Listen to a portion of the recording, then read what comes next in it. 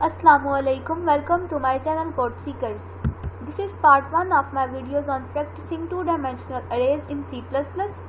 Before this series, I have already uploaded a full series on simple one-dimensional arrays in C++.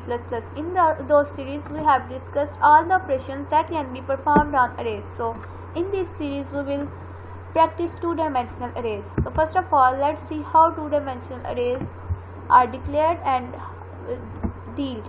So here is the syntax.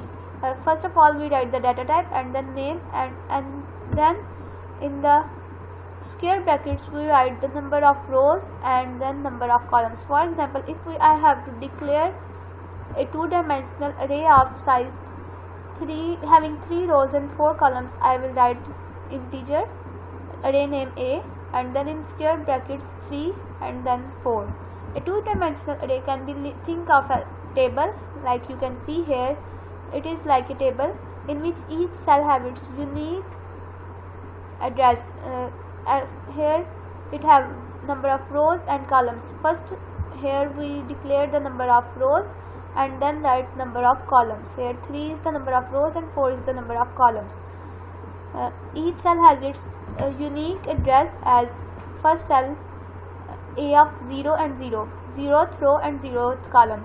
We access the each cell using its number of row and number of column. For example, if I want to access first, second, third cell, for example this one, which is in the third column and second row, but the row number and column number, as you can see here, starts from 0. So I will write A of 1 and 2, which is the second cell if we see row wise and the third cell in the third column,